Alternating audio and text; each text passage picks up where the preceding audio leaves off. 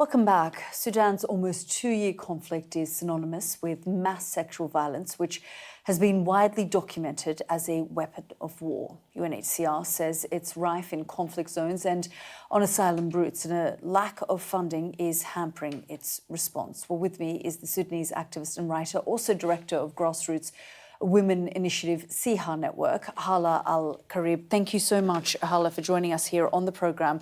I just want you to first give me an assessment of the last 2 years, the horrors that have been inflicted on the Sudanese people, on the women of Sudan as well.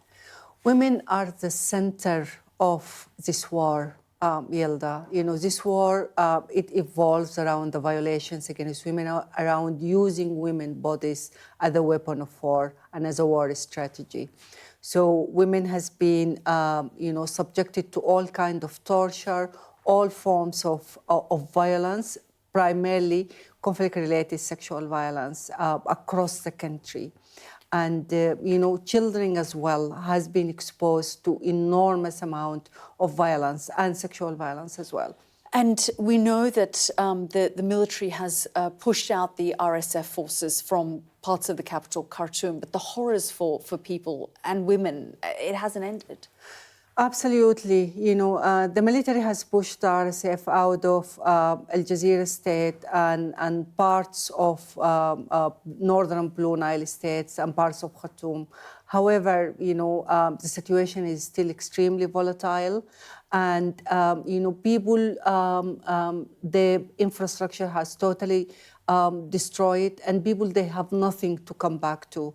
So, and the insecurities is still prevailing across, central Sudan. So we can't say that the situation is safe 100% for civilians to return. For the women of Sudan who have, as you say, gone through unimaginable horrors, do they feel let down by not just their own government, but by the international community and women's organizations globally, where they haven't managed to give a lot of attention and time to this issue?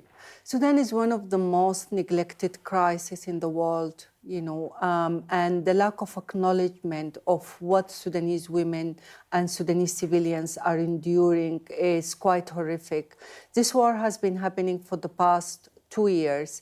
I think the number of people who were killed, it amounts to hundreds of thousands of people. The number of women who were raped, it can reach up to 100, over hundreds of thousands. My organizations alone has documented, over 350 cases, and those are confirmed cases. There is, again, more than 500 cases that have not been confirmed. And we believe that the number is way higher than this. The sexual violence has been used in a systemic way, door-to-door in certain locations. Women are struggling with access to sexual and reproductive health services. Women are struggling with mental health, access to mental health services.